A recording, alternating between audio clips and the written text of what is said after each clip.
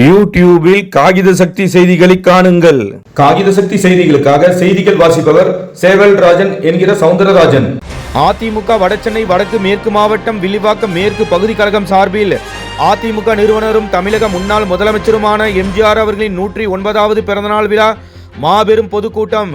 அதிமுக பொதுச் செயலாளரும் தமிழக முன்னாள் முதலமைச்சரும் தமிழக சட்டமன்ற எதிர்க்கட்சி தலைவருமான எடப்பாடி கே பழனிசாமி அவர்களின் ஆணைக்கிணங்க 22/1/2026 வெள்ளிக்கிழமை மாலை 6 மணி அளவில் வில்லிவாக்கம் பாலியம்மன் கோவில் தெரு அருகே மாபெரும் பொதுக்கூட்டம் மற்றும் நலத்திட்ட உதவிகள் வழங்கும் விழா நடைபெற்றது. அதிமுக வடசென்னை வடக்கு மேற்கு மாவட்ட கழக செயலாளர் திருமங்கலம் கே மோகன் அவர்கள் தலைமையில் அவர் சிறப்புரை நிகழ்த்திய இந்த மாபெரும் பொதுக்கூட்டம் அதிமுக வில்லிவாக்கம் மேற்கு பகுதி கழக செயலாளர் வில்லிவாக்கம் ஏ வெங்கடேசன் அவர்கள் ஏற்பாட்டில் அவரது முன்னிலையில் நடைபெற்றது. அதிமுக அமைப்பு செயலாளர் வி ராமு அவர்களும் அதிமுக கழக செய்தி தொடர்பாளரும் கழக வழக்கறிஞர் பிரிவு இணை செயலாளருமான RM பாபு முருகவேல் அவர்களும் நடிகை செல்வி டி எமி அவர்களும் அதிமுக கழக அம்மா பேரவை துணை செயலாளரும் வடசென்னை வடக்கு மேற்கு மாவட்ட பூத் கமிட்டி பொறுப்பாளருமான SDS செல்வம் அவர்களும் சிறப்புரை நிகழ்த்தினர்.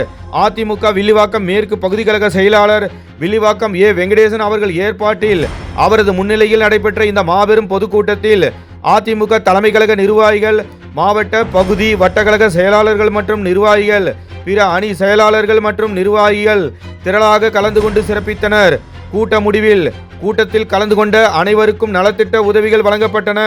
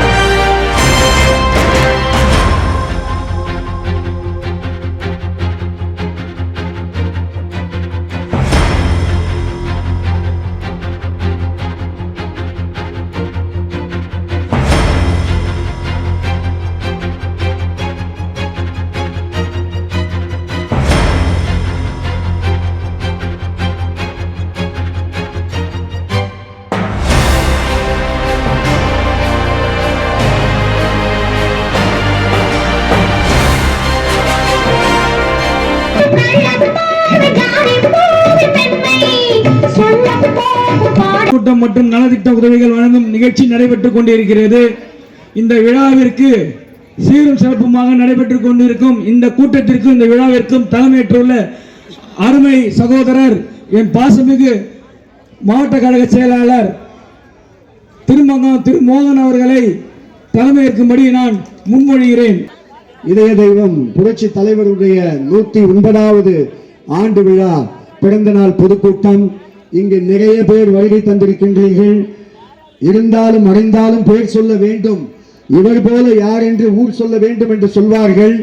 அந்த அளவிலே அதே போல் அவர் மறைந்தாலும் அவருடைய பெயரை நாம் உச்சரிக்கின்ற வகையிலே இங்கு திரளாக கூடியிருக்கும் உங்கள் அத்தனை பேருக்கும் நெஞ்சார்ந்த நன்றியை இந்த நேரத்திலே நான் தெரிவித்துக் கொண்டு, ஒரு முறை நம்முடைய புரட்சி தலைவர் அவர்கள் மேடையிலே பேசும் பொழுது, நான் மறைந்த பிறகு எத்தனை மன்றங்கள் செயல்படுகின்றன, எத்தனை பேர் என்னை நினைவு கூறுகின்றார்கள் என்பதை பொறுத்துத்தான் நான் வாழ்ந்ததற்கான ஏதாவது அர்த்தம் இருக்கும் என்று அவர் சொல்லி இருக்கின்றார்கள். இந்த கூட்டம் தான் அவருக்கு சாட்சி. இன்றும் என்றும் எப்பொழுதும் அவர் நம் நெஞ்சங்களிலே நீங்கமட நிறைந்திருக்கிறார். மக்கள் மனங்களிலே எப்பொழுதும் அவர் குடிகொண்டிருக்கின்றார் என்பதற்கு நீங்கள் இங்கு வருகை தந்திருக்கின்றீர்கள், நீங்கள் தான் சாட்சியாக இருக்கின்றீர்கள் என்பதை சொல்லி அவர் காட்டிய அந்த அன்பும் பண்பும் உச்சரிப்பும் என்ன சந்திரன் அவர்கள் மாவட்ட கழக செயலாளருக்கு சாலை அணிவிக்கின்றார்கள்.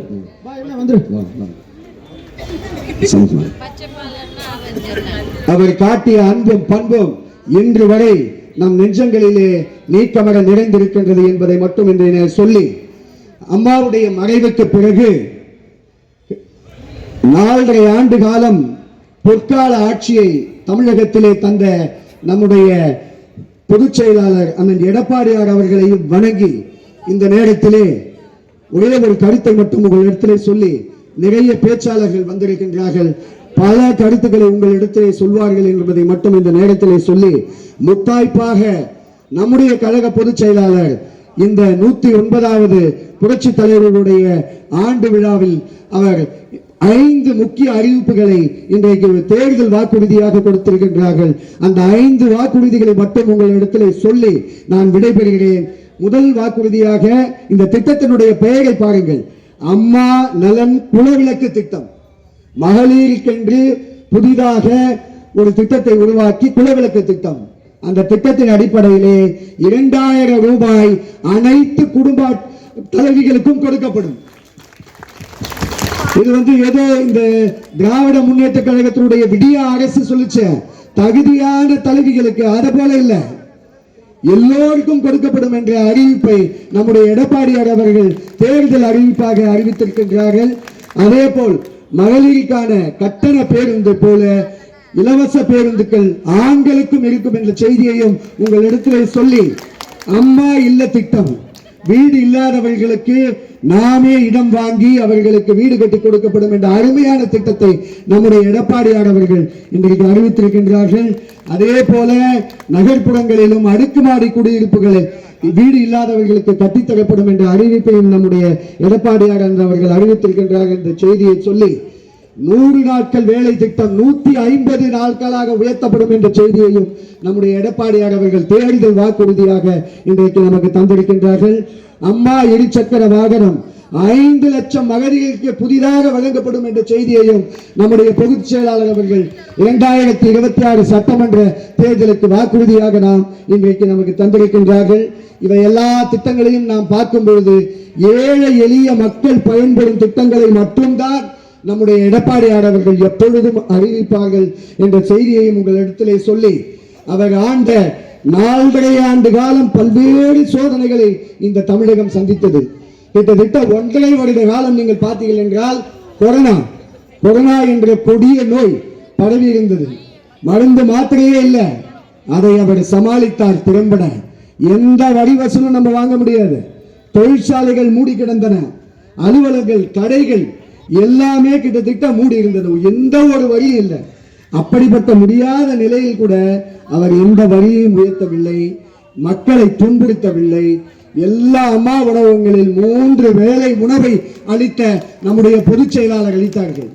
இதை நான் ஏன் சொல்றேன் என்றால், இவ்வளவு கஷ்டமான காலகட்டங்களில் கூட தமிழக மக்களை, அம்மாவை நம்பி வாக்களித்த மக்களுக்கு எந்த தொந்தரவும் இல்லாமல் அவர்கள் பார்த்து கொண்டார்கள், திட்டங்களையும் தீட்டினார்கள் என்று உங்களுக்கு நான் சொல்ல வேண்டும் என்பதற்காக நான் இங்கே சொல்லிக் கொள்கிறேன். அதே போல அரசு பள்ளி மாணவர்களுக்கு மருத்துவக் கல்லூரியிலே 7.5% இடஒதுக்கீடை, மிகப்பெரிய அந்த இடஒதுக்கீடை அவருடைய 4.5 ஆண்டு காலத்திலே அவர் அறிவித்தார்.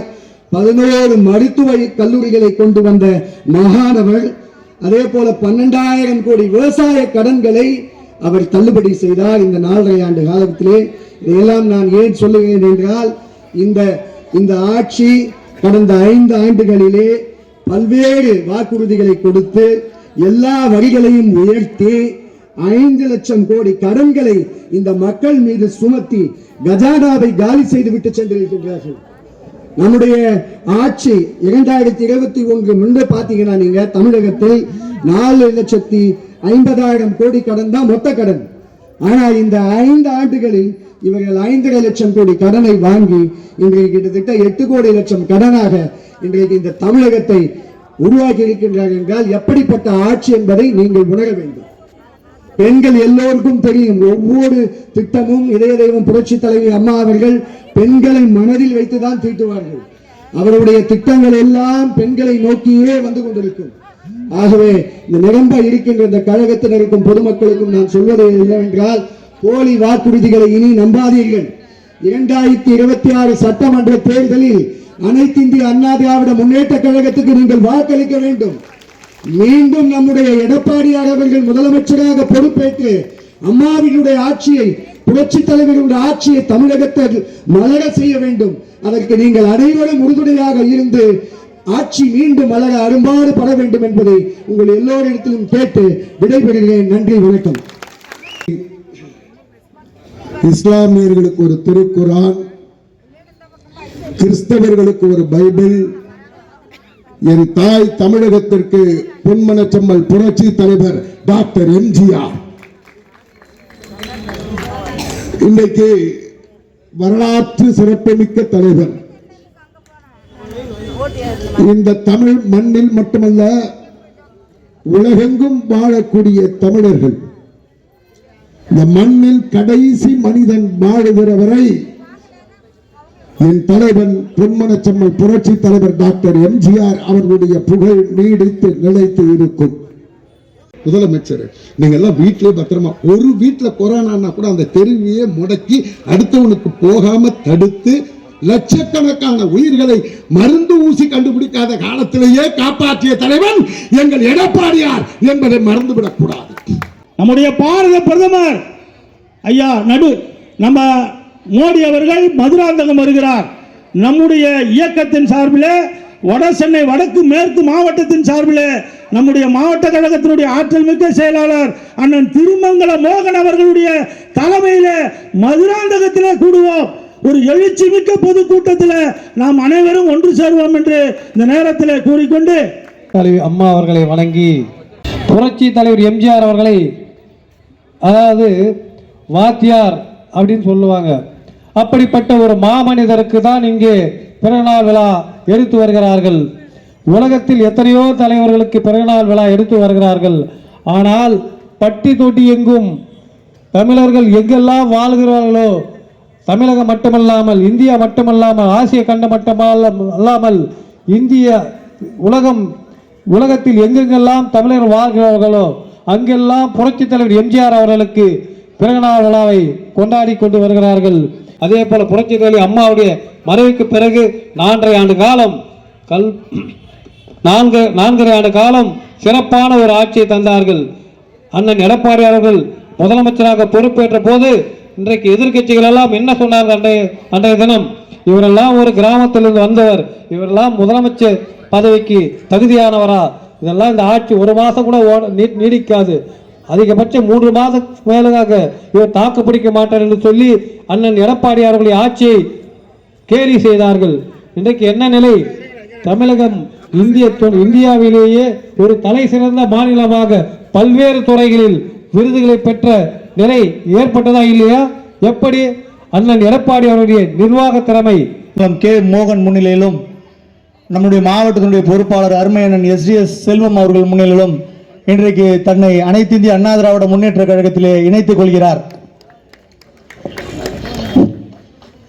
நாளைக்கு உங்களாலே தமிழகத்தின் முதல்வராக வர இருக்கின்ற ஆற்றல் மிகுந்த கழகத்தின் பொதுச் செயலாளர் அருமையண்ணன் எடப்பாடி அவருடைய நம்பிக்கையை பெற்றவரும் ஆற்றல் மிகு மாவட்ட கழக செயலாளர் புன்னகமன்னன் அன்பு சகோதரர் மோகன் அவர்களுக்கு அண்ணா தொழிற்சங்க பேரின் சார்பாக இந்த கைத்திராக நிற்கின்றேன். அண்ணன் ரஜினி MK சுகுமார் அவர்களுக்கு நம்முடைய மாவட்ட கழகத்தினுடைய செயலாளர் அவர்கள் அனைத்து இந்திய அண்ணா திராவிட முன்னேற்ற கழகத்தினுடைய வேட்டியை அணிவித்து அன்னாரை கழகத்திற்கு வருக வருக என வடசென்னை வடக்கு மேற்கு மாவட்ட கழகத்தின் சார்பாக வரவேற்கிறோம்.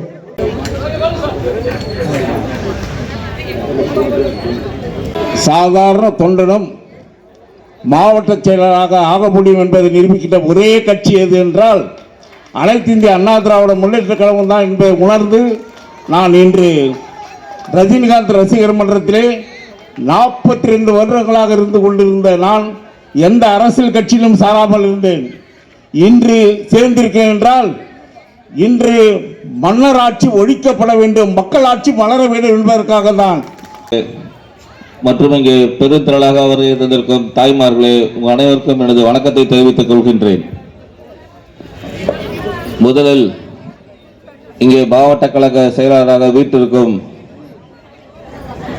அன்பு சகோதரர் மோகனை பற்றி சொல்ல வேண்டுமே ஆனால் ஒரே ஒரு வரியில் சொல்லிவிடலாம். புரட்சி தலைவருடைய ஆசி பெற்ற மாவட்ட செயலாளர் இவர்தான். ஏன் அப்படி சொல்றேன் அப்படின்னு கேட்டா, அவர் மாவட்ட செயலராக வந்து நடத்துகிற முதல் கூட்டமே பொன்மனச்செம்மல் புரட்சி தலைவருடைய பிறந்தநாள் பொதுக்கூட்டம் தான். அது மட்டுமல்லாமல் நாளை பாரத பிரதமர் அவர்கள் தலைமையில் நடைபெற இருக்கும் தமிழகத்துக்கான ஆட்சி மாற்றத்துக்கான அந்த பெரும் பொதுக்கூட்டத்திற்கு உங்களை எல்லாம் இங்கே அழைத்து செல்ல போகிறவரும் இந்த மாவட்ட செயலாளர் அவர்கள்தான். புரட்சி தலைவரை பற்றி பேச வேண்டுமென்றால் எனக்கு முன்னால் பேசியவர்கள் எல்லாம் நிரம்ப சொல்லியிருக்கின்றார்கள். ஒரே ஒரு வரியில் சொல்ல வேண்டுமே என்றால் அவருடைய திரைப்படத்தில் ஒரு பாடல் வரும், மாபெரும் சபைதனில் நீ நடந்தால் உனக்கு மாலைகள் விழ வேண்டும் என்று. அதேபோல் வாழ்ந்த ஒரே மனிதர் இந்த தமிழகத்திலே என்று சொன்னால் அது அந்த வாக்கியத்துக்கு சிறப்பான ஒரு தலைவர் என்றால் அது நம்முடைய பொன்மனச்செம்மல் புரட்சி தலைவர் மட்டும்தான். இந்திய நாட்டிலேயே டெமோக்ரஸி இருக்கிற ஒரே இயக்கம் பார்த்தால் அது நம்முடைய அனைத்து இந்திய அண்ணா திராவிட முன்னேற்ற கழகம்தான்.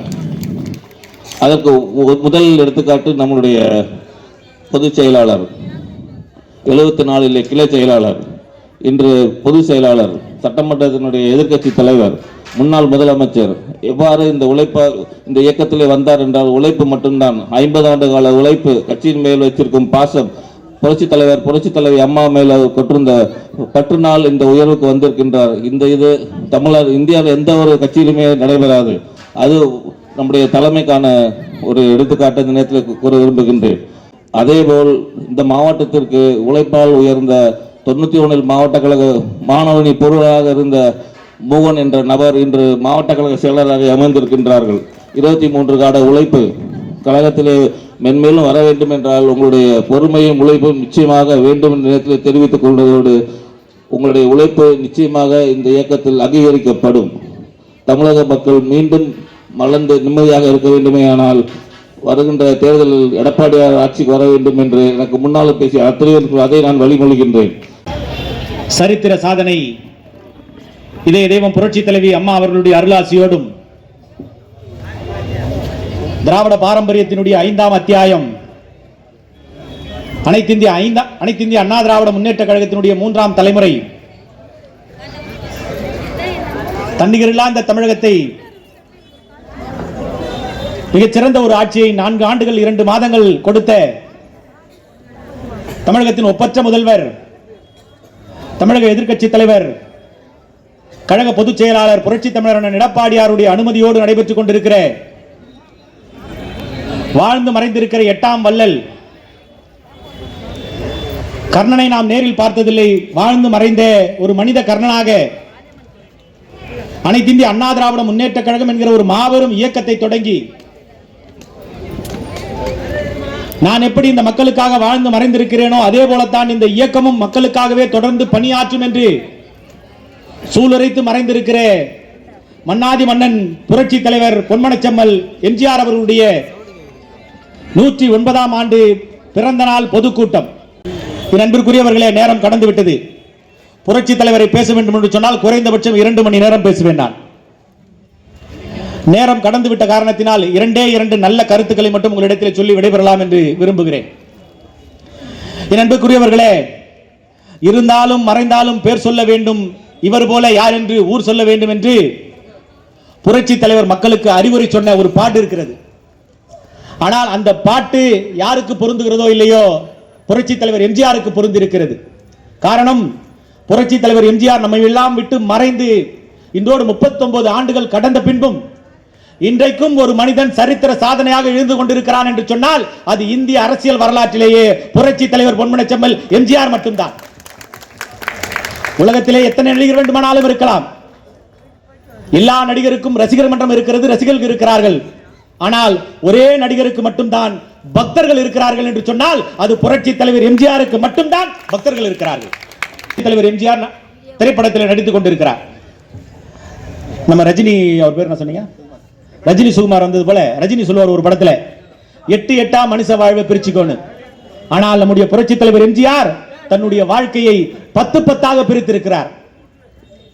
1917ஆம் ஆண்டு கண்டியிலே புரட்சி தலைவர் பிறக்கிறார்.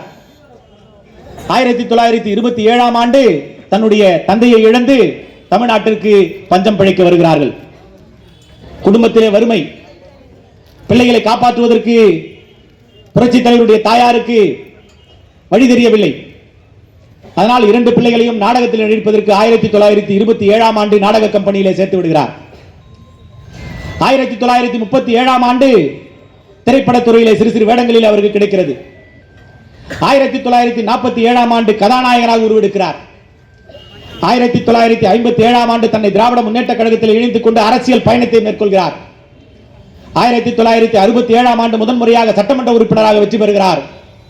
1977ஆம் ஆண்டு இந்த உலகமே மெச்சக்கூடிய வகையிலே மிகச்சிறந்த ஒரு முதலமைச்சராக, தமிழகத்தினுடைய முதலமைச்சராக, தமிழக முதலமைச்சர் என்ற அரியணையிலே அலங்கரிக்கிறார். 1987ஆம் ஆண்டு நம்ம எல்லாம் மீளா துயரில் ஆழ்த்திவிட்டு மண்ணுலகை விட்டு விண்ணுலகுக்கு செல்கிறார். 10 நம்முடைய புரட்சி தலைவர் எம்ஜிஆர் தன்னுடைய வாழ்க்கையை பிரித்து இந்த மக்களுக்காக வாழ்ந்து மறைந்திருக்கிற ஒரு மனித புனிதன் புரட்சி தலைவர் எம்ஜிஆர். ஒரு சின்ன உதவி புரட்சி தலைவரால் செய்யப்பட்டு மலைக்கல்லன் என்கிற ஒரு சாதாரண திண்டுக்கல் மாவட்டத்தினுடைய கடைக்கோடியில் இருந்து வந்த ஒரு சாதாரண கட்சியினுடைய ஒரு தீவிர விசுவாசியினுடைய ஒரு மகனுக்கு மருத்துவம் படிப்பதற்கு வாய்ப்பு கொடுத்து அந்த மாணவன் பின்னாளில் மருத்துவராகி புரட்சி தலைவருக்கே மருத்துவம் பார்த்திருக்கிறார் என்று சொன்னால் அதுதான் புரட்சி தலைவர். 39 ஆண்டுகள் கழித்தும் இன்றைக்கும் அவரை நினைத்துக் கொண்டிருக்கிறோம் என்று சொன்னால் அதுதான் புரட்சி தலைவர். அவர் மருத்துவம் அப்படி படிச்சாரா, படிக்க வச்சாரா? இப்போது இருக்கிற புரட்சி தலைவருடைய வழித்தோன்றல் புரட்சி தமிழர் அண்ணன் எடப்பாடியார் அரசு பள்ளியிலே படிக்கக்கூடிய மாணவர்கள் எல்லாம் மருத்துவம் படிக்க வேண்டும் என்று சொன்னால் இந்தியாவில் இருக்கிற அனைத்து மாநிலங்களுக்கும் பொதுவான சட்டம் நீட். இது யார் நினைச்சாலும் விலக்கு பெற முடியாது. பொய்யை சொல்லி உங்களிடத்திலே வாக்குகளை பெற்றிருக்கிறார்கள் திராவிட முன்னேற்ற கழகத்தை சார்ந்தவர்கள். நாங்க வந்த உடனே முதல் கையெழுத்து போட்டுறோம். அந்த கைலாங்குட்டி சின்ன பையன் எங்க அப்பா ரகசியம் பாக்கெட்ல வச்சிருக்கிறாரு. நாங்க வந்த உடனே முதல் கையெழுத்து நீட்டை விளக்கிறோம்னா யார் நினைத்தாலும் முடியாது. அனைத்து இந்திய அண்ணா திராவிட முன்னேற்ற கழகம் ஆட்சிக்கு வந்தாலும் நீட்டை விளக்க முடியாது. காரணம் இது உச்சநீதிமன்றத்தினுடைய தீர்ப்பு. உச்சநீதிமன்றத்தினுடைய தீர்ப்பு அனைத்து மாநிலங்களுக்கும் பொதுவான ஒரு தீர்ப்பு. யார் நினைச்சாலும் முடியாது. சரி, ரைட், முடியாது. ஆனால் முதலமைச்சர் என்கிற தனக்கு இருக்கிற அதிகாரத்தை பயன்படுத்தி அரசு பள்ளியிலே படிக்கக்கூடிய மாணவர்களும் மருத்துவம் படிக்க வேண்டும், அவர்களுடைய வாழ்க்கை தரத்தையும் உயர்த்த வேண்டும் என்கிற உயர்ந்த சிந்தனை, அடுத்த தலைமுறையை தாண்டிய சிந்தனை புரட்சி தமிழர் எடப்பாடியாருக்கு தோன்றிய அந்த சிந்தனை தான் 7.5 உள்ஒதுக்கீடு. இவர் சீட்டு வாங்கி கொடுத்து முழு செலவையும் என்டிஆர் ஏத்துக்கிட்டாரு. அதேதான் நம்முடைய புரட்சி தமிழர் எடப்பாடியாரும் செய்திருக்கிறார். என்ன பண்ணாரு? 7.5% இடம், மருத்துவ இடம் கிடைக்கிற அந்த மாணவர்களுக்கு விடுதி செலவு, படிப்பு செலவு, புத்தக செலவு, பரீட்சை செலவு அனைத்தையுமே அரசே ஏற்றுக்கொள்ளும் என்கிற ஒரு அதிகாரகட்ட ஒரு அதிகாரத்தையும் உத்தரவையும் பிறப்பித்த ஒரு ஒப்பற்ற முதலமைச்சர் புரட்சி தமிழர் எடப்பாடியார். இன்றைக்கு அதன் மூலமாக ஏறத்தாழ 4000த்திற்கும் மேற்பட்ட மாணவர்கள் இன்றைக்கு மருத்துவம் படித்துக் கொண்டிருக்கிறார்கள் என்று சொன்னால் அதுதான் புரட்சி தலைவருடைய வழித்தோன்றலாக வந்திருக்கிற புரட்சி தமிழர் எடப்பாடியாருடைய சாதனை. ரைட்டு, நீட்டு தேர்வு நீங்க விளக்குறேன்னு சொன்னீங்க. உங்களால ஒன்றும் கட்ட முடியாது, அதுக்கு வாய்ப்பு இல்லை ராஜா. ஆனா நீ என்ன பண்ணிருக்கணும்? எங்களுடைய புரட்சி தமிழர் 7.5% உள்ஒதுக்கீட்டை கொடுத்திருக்கிறார். நீ ஒரு 2.5% நீ கொடுத்திருக்கணுமா இல்லையா? எதுக்குமே வக்கில்லாத, சொன்னதை செய்யாத, செய்ய முடியாத ஒரு வக்கற்ற அரசாங்கம் இன்றைக்கு இந்த திராவிட முன்னேற்ற கழக அரசாங்கம் தமிழகத்தில் நடந்து கொண்டிருக்கிறது. இதை விரட்டி அடிக்க வேண்டும் என்று சொன்னால் வருகிற சட்டமன்ற பொதுத் தேர்தலிலே நம்முடைய வாக்குகளை சிந்தாமல் சிதறாமல் இரட்டை இலை சின்னத்திற்கு பெற்றுத்தர வேண்டிய கடமையும் பொறுப்பும் நமக்கு இருக்கிறது.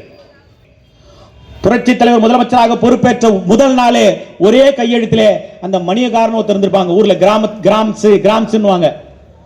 12,600க்கும் மேற்பட்ட ஊராட்சிகளிலே அந்த பதவியை ஒழித்து ஒரே கையெழுத்திலே கிராம நிர்வாக அலுவலர் என்கிற ஒரு பதவியை உருவாக்கி 12,600க்கும் மேற்பட்ட படித்த இளைஞர்களுக்கு வேலை வாய்ப்பை உருவாக்கி தந்த ஒரு ஒப்பற்ற வள்ளல் புரட்சி தலைவர் எம்ஜிஆர். இன்னைக்கு விஏஓன்னு ஒரு பதவி இருக்குதுன்னு சொல்லி சொன்னா அதற்கு காரணம் புரட்சி தலைவர் எம்ஜிஆர்.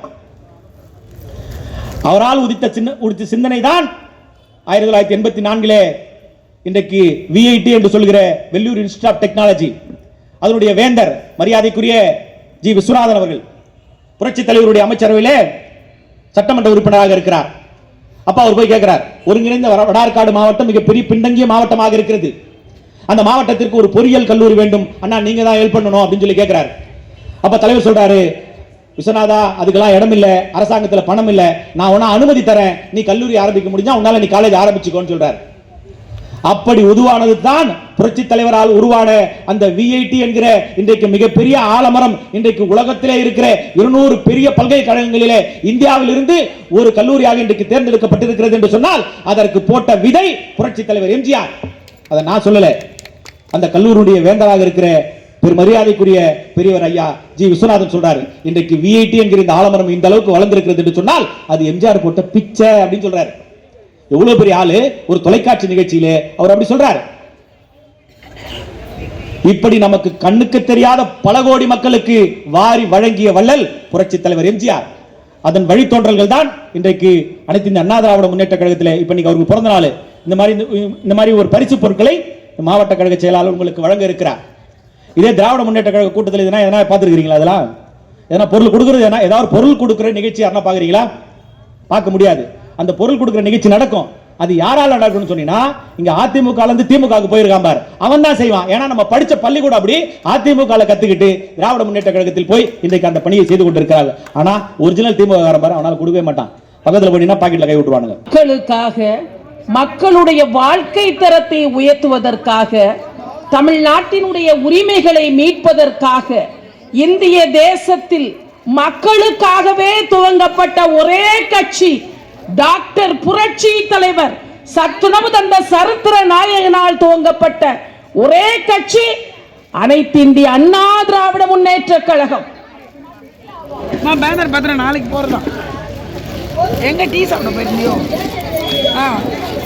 டாக்டர் புரட்சி தலைவர் எம்ஜிஆர் அவர்கள் முதலமைச்சராக இருந்து செய்ததையும் செய்ய நினைத்ததையும் எல்லோரும் எல்லாமும் பெற வேண்டும், இங்கு இல்லாமை இல்லாத நிலை வர வேண்டும், மக்களால் தான் மக்களுக்காகவே நான், உங்களால் தான் உங்களுக்காகவே நான் என வாழ்ந்து காட்டிய புரட்சி தலைவி அம்மா அவர்கள் செய்ததையும் செய்ய நினைத்ததையும் 4 ஆண்டு காலம் 2 மாதங்கள் தமிழகத்தின் முதலமைச்சராக இருந்து உயர்கல்வி உட்பட பல்வேறு துறைகளை இந்தியாவின் நம்பர் 1 துறையாக மாற்றி காட்டியவரும், ஜாதியின் பேரிலும் மதத்தின் பேரிலும் மொழியின் பேரிலும் பிரித்தாளும் சூழ்ச்சிகளை செய்யாமல் எல்லா ஜாதியினருக்கும் எல்லா மதத்தினருக்கும் எல்லா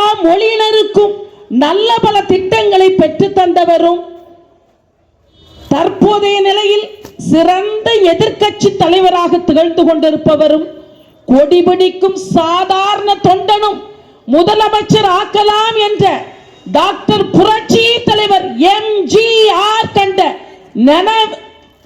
கனவை நனவாக்கிய மக்கள் தலைவர் புரட்சி தமிழர் அண்ணன் எடப்பாடி பழனிசாமி அவர். இந்த ஆட்சியை வீட்டுக்கு அனுப்புவீங்களா? கஞ்சா ஆட்சியை வீட்டுக்கு அனுப்புவீங்களா? அனுப்புவோம். இந்த ஆட்சியினுடைய உச்சபட்ச அவலம் ஏழை எளிய திக்கற்ற மக்களுடைய கிட்னியை திருடி பெரும் செல்வந்தர்களுக்கு பெரும் பணத்திற்கு விற்கிறார்கள். எவ்வளவு ஒரு அவல நிலை! மாண்புமிகு முதலமைச்சர் அவர்கள் என்ன செய்கிறார்? ஒரு நடவடிக்கையும் எடுக்கவில்லை. காரணம் என்ன தெரியுமா? திருச்சி மாவட்டம் மணச்சல்லூர் சட்டமன்ற உறுப்பினர் திராவிட முன்னேற்ற கழகத்தை சேர்ந்த கதிரவன் என்பவர் நடத்துகின்ற மருத்துவமனையில் தான் இந்த கிட்னி திருட்டு அவல நிலை நடைபெறுகிறது. மாண்புமிகு முதலமைச்சர் அவர்கள் என்ன செய்திருக்க வேண்டும்? உடனடியாக இந்த மருத்துவமனை மீது நடவடிக்கை எடுத்து இந்த மருத்துவமனையை பூட்டி சீல் வைத்திருக்க வேண்டுமா என்ன? அது மட்டுமா? இந்த ஆட்சியினுடைய இன்னொரு அவலம், புதுக்கோட்டை மாவட்டம் தேங்கை வயலில் தலித் மக்கள் குடிக்கக்கூடிய குடிநீர் நீரில் மேல்நிலை நீர்த்தேக்க தொட்டியில் மனித கழிவான மலத்தை கலக்குகிறார்கள். எவ்வளவு பெரிய அவலம் பாருங்கள்! 2 வருட காலம் எந்தவித நடவடிக்கையும் எடுக்கவில்லை. எதிர்க்கட்சி தலைவர் மாண்புமிகு அண்ணன் எடப்பாடியார் அவர்கள் எவ்வளவோ குரல் கொடுத்து பார்த்தார். இறுதியில் யார் புகார் கொடுத்தார்களோ பாருங்கள், எவ்வளவு யார் புகார் கொடுத்தார்களோ அவர்களை சிறைச்சாலையில் அடைத்து குண்டர் சட்டத்தில் கைது செய்கிறார்கள். விவசாயிகளுடைய விளைநிலங்களை அரசு கையகப்படுத்துகிறது. விவசாயிகள் போராடுகிறார்கள். விவசாயிகளின் மீது குண்டர் சட்டத்தை பாய்ச்சுகிறார்கள். உங்களுக்கு தெரியும், குண்டர் சட்டம் என்றால் ஒரு வருட காலம் குறைந்தபட்சம் சிறையில் இருக்க வேண்டும். ஸ்டாலின் அவர்கள் உண்மையான விவசாயி இருந்தால் தானே தெரியும். விவசாய விளைநிலங்களில் சிமெண்ட் சாலைகளை அமைத்துக் கொண்டு ஸ்டாலின் தான் வராரு. என்ன சொன்னாரு? விடியல் தான் தராருன்னாரு. எங்க விவசாய விளைநிலத்துல சிமெண்ட் ரோட போட்டுக்கிட்டு நம்ம எடப்பாடியார் அண்ணன் உண்மையிலே விவசாயி. நான் அவருக்கு ஒரு சேலஞ்ச் வைக்கிறேன். இதே வில்லிவாக்கம் தொகுதியில அவரோட மகன் உதயநிதி ஸ்டாலினோ அவரும் வந்து நேரடியா தொலைக்காட்சியில ஒளிபரப்பட்டோம். அப்பதான் அவரோட சினிமா ஷூட்டிங் காட்சி மக்களுக்கு புரியும். விட்டு விட்டு விட்டா எடுத்து எடுத்து, ஏன்னா பெரும்பாலான பத்திரிகைகள் ஊடகங்கள் எல்லாமே அவங்களுக்கு தான். கொஞ்சம் செய்தி தான் வெளியே வருது. எல்லாமே விளம்பரத்தின் ஆட்சி தான். நீங்க நினைக்கலாம் பரந்தூர்ல தானே நீர்நிலைகளை கையகப்படுத்துறாங்கன்னு. பரந்தூர்ல நீர்நிலைகளை கையகப்படுத்தி விமான நிலையத்துக்கு எடுத்தா சென்னை பட்டணமே ஸ்தம்பித்து போகும். மழை நீர் இல்ல, இடமா இல்ல. விமான நிலையம் எதிரே 800 ஏக்கர் இருக்கான். இதெல்லாம் எதுக்காக செய்யறாங்க? மத்திய அரசு திட்டங்களை கொண்டு வந்தாலும் நிலங்களை கையகப்படுத்தும் உரிமை யார்கிட்ட இருக்கு? மாநில அரசிடம் இருக்கிறது. தன்னுடைய மருமகனுடைய ரியல் எஸ்டேட்டுக்காக G2 சம்பாதிக்க வேண்டும் என்பதற்காக என்ன பண்றது? அதன் அருகில் உள்ள அத்தனை ஏழை பாலைகள் விவசாயிகள்கிட்ட குறைஞ்ச விலைக்கு அந்த நிலங்களை வாங்கிக்கிட்டு இந்த திட்டங்கள்லாம் வந்தோடனே பல லட்சம் கோடி சம்பாதிக்கிறது தான். நீங்க எல்லாம் ஞாபகம் இருக்கும்னு நினைக்கிறேன். கலைஞர் அவர்களுடைய காலத்துல தொலைக்காட்சி பட்டி கொடுத்தாங்க 2000 ரூபாய்க்கு. அதான் கிராமத்துல சொல்லுவாங்க, சின்ன மீனை போட்டு தான் பெரிய மீனை பிடிப்பாங்கன்னு. இந்த 2000 ரூபாய் தொலைக்காட்சியை கொடுத்துட்டு மாசந்தோறும் கேபிளுக்கு எவ்வளவு வாங்கினாங்க? 200 ரூபாய். 300 ரூபாயா? 300 ரூபாய். அப்ப வருஷத்துக்கு எவ்வளவு ரூபாய் உங்கள்கிட்ட இருந்து சுரண்டி இருக்காங்க? இதை நடத்துறது யாரு? அவரோட மருமகன். புரியுதா? எதை செய்தாலும் மக்களுக்காக செய்ய மாட்டாங்க. மக்கள் இருந்து என்ன சுரண்டலாம். நீங்க பாத்தீங்கன்னா சிறைச்சாலையில் இருந்து கொண்டே கொலைகளை செய்கிறார்கள். இன்னும் பக்கத்தில் இருக்க ஆம்ஸ்ட்ராங் தம்பியை கொண்டாங்க. எங்க பார்த்தாலும் கொலை, கொள்ளை, கட்ட பஞ்சாயத்து, கற்பழிப்பு, சிறுமிகள் மீது பாலியல் பலாத்காரம், போஸ்கோ. யாருமே சுதந்திரமாக நீங்க நடமாடவே முடியாது. ஸ்டான்லி மருத்துவமனையில 3 அடியில கஞ்சா செடியா. சென்னை ஸ்டான்லி மருத்துவமனையில் எங்க பார்த்தாலும் டாஸ்மாக்ல 24 மணி நேரம் சரக்கு. பெண்களுக்கே பார் இருக்குதான். எவ்வளவு பெரிய அவலம். இந்த அரசாங்கம் டாஸ்மாக் என்ன சொல்லுது? இந்த அரசாங்கத்தை டாஸ்மாக் கடையினால தான் வருமானம் வருது, நடத்துறோம், நாங்க இலவசங்களை கொடுக்கிறோங்கிறாங்க. இந்த டாஸ்மாக் கடைக்கு சரக்கு எங்க இருந்து வருது? மதுபான தொழிற்சாலைகளை வைத்திருப்பது யார்? திராவிட முன்னேற்ற கழகத்தினுடைய யாரு பதவியில இருக்கிறவங்க தான் மதுபான தொழிற்சாலைகளை வைத்திருக்கிறாங்க. அவங்க பல லட்சம் கோடி சம்பாதிக்கிறாங்க. போதை வஸ்துக்களை யார் கடத்துறாங்க? திராவிட முன்னேற்ற கழகத்தினுடைய முன்னோடிகள். ஆபாசமான படங்களை யார் வேண்டுமென்றாலும் பார்க்கலாம். சூதாட்டம் பாத்தீங்கன்னா என்ன வாயில வர மாட்டேங்குது. நல்லா இருக்கு. என்னென்ன உலகத்துல சமூக விரோத, சட்ட விரோத செயல்கள் எல்லாம் இருக்கோ அத்தனையும் செய்யறது யாரு? திராவிட முன்னேற்ற கழகத்தினர். இதனால என்ன? நம்மளால சுதந்திரமா பெண்களோ சிறுமிகளோ ஆண்கள் கூட நடமாட முடியாது. கலாச்சார சீரழிவு. நம்ம கனிமொழி அக்கா, அந்த தமிழச்சி தங்கபாண்டியன்லாம் என்ன பேசுறாங்க தெரியுமா? பாராளுமன்றத்தில் உட்கார்ந்துட்டு ஆண்களும் ஆண்களும் திருமணம் செய்யலாமா, பெண்களும் பெண்களும் திருமணம் செய்யலாமா?